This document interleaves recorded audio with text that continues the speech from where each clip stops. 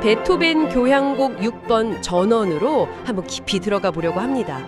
근데 참 신기하죠. 개인적으로는 이 청력 상실 때문에 그렇게 절망이 정말 깊어지던 시기였는데 어떻게 이렇게 평화로운 자연의 찬가를 쓸 수 있었을까요? 그것도 아주 격렬한 5번 운명 교향곡이랑 거의 같은 시기예요. 네, 바로 그 지점이 참 흥미로운 부분입니다. 저희가 오늘 살펴볼 자료들도 바로 그 점을 다루고 있고요. 아, 그렇죠. 이 곡의 탄생 배경, 베토벤의 삶, 또 예술에 미친 영향, 그리고 후대에 남긴 어떤 의미 같은 것들이요. 맞습니다. 1808년 무렵인데 베토벤이 귀가 점점 안 들리게 되면서 그 빈 근교 하일리겐슈타트라는 곳에 머물렀거든요. 그때 정말 깊은 고독감 속에서 동생들한테 그 유명한 하일리겐슈타트 유서를 쓰기도 했죠. 그 절망감이 어휴. 유서까지 쓸 정도의 절망 속에서, 그런데 바로 그 순간에 5번 운명과 6번 전원이 같이 나왔다는 거잖아요. 네, 그게 정말 놀라운 점이에요. 한쪽은 운명과의 투쟁, 다른 한쪽은 자연에서의 위안. 이 두 개의 걸작이 동시에 나온 거죠. 이건 뭐랄까, 고통 속에서도 어떻게든 예술로 이걸 이겨내려는 그런 베토벤의 의지를 보여주는 것 같아요. 자료들을 좀 보니까요, 베토벤이 자연 속에서 산책하면서 그렇게 위안을 얻었다는 기록이 많더라고요. 시골 나무들이 다 나한테 신성하다 이렇게 말하는 것 같다, 이런 말도 남겼고, 숲속에서 행복하다 이런 말도요. 네, 맞아요. 자연이 그냥 배경이 아니라 정말 적극적인 치유의 공간이었던 거죠. 그래서 이 교향곡 부제도 전원 교향곡 또는 전원 생활의 추억이고, 스스로도 묘사보다는 감정의 표현이다 이렇게 강조했고요. 정확합니다. 그게 핵심이에요. 단순히 새소리나 시냇물 소리를 흉내내는 걸 넘어서서요, 그 자연이 불러일으키는 느낌, 그 감정 자체를 전달하려고 한 거죠. 이게 나중에 그 낭만주의 시대 음악, 그러니까 표제 음악의 아주 중요한 시작점이 됩니다. 아하, 그래서 형식도 좀 특별하게 5악장이고 각 악장에 시골 도착했을 때 유쾌한 감정, 시냇가의 풍경 이런 제목들을 붙인 거군요.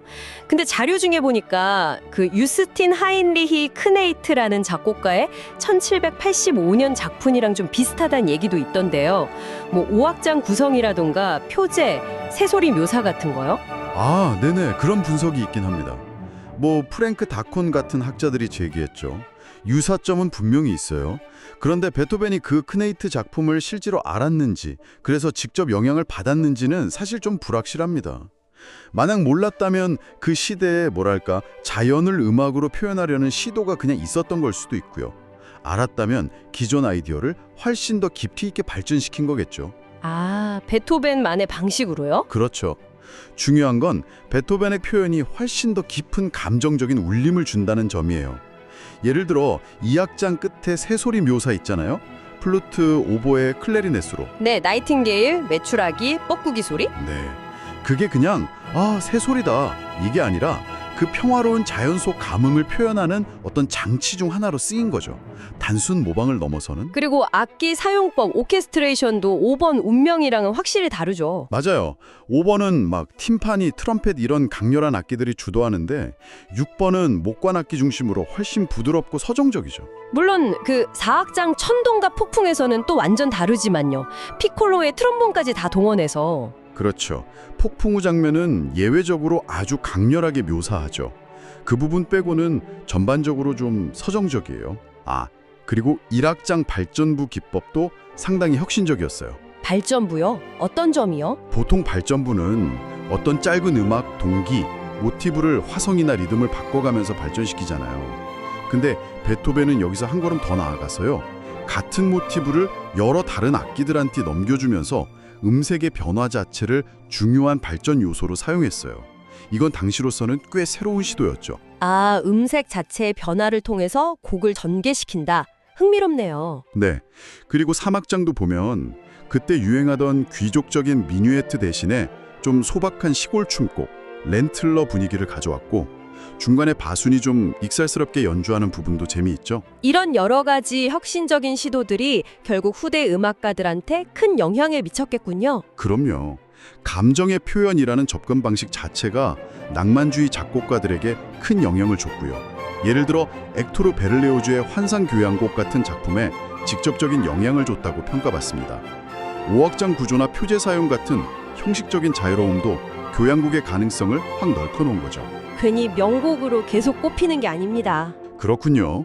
정리해보면 베토벤의 교향곡 6번 전원은 그 힘든 개인적인 고통 속에서 자연을 통해 얻은 어떤 위안과 평화, 아주 혁신적인 음악 언어로 만들어낸 작품이네요.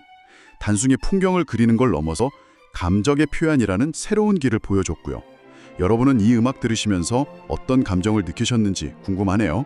베토벤이 의도했던 그 평온함, 또 가끔씩 몰아치는 폭풍우 같은 긴장감이 잘 전달되던가요? 베토벤은 악기 소리만으로도 자연에 대한 복잡한 감정이나 장면을 정말 생생하게 그려낼 수 있다는 걸 보여줬죠. 여기서 한 걸음 더 나아가서 이런 질문도 던져볼 수 있을 것 같아요. 오늘날의 작곡가들은 과연 이 소리라는 매체를 통해서 우리 시대의 자연, 예를 들면 기후변화나 환경 문제 같은 이런 복잡한 현실과의 관계를 어떻게 음악적으로 표현할 수 있을까? 이 아름다운 전원 교향곡 다시 한번 감상하시면서 그런 가능성에 대해서도 한번 생각해 보시면 어떨까 싶습니다.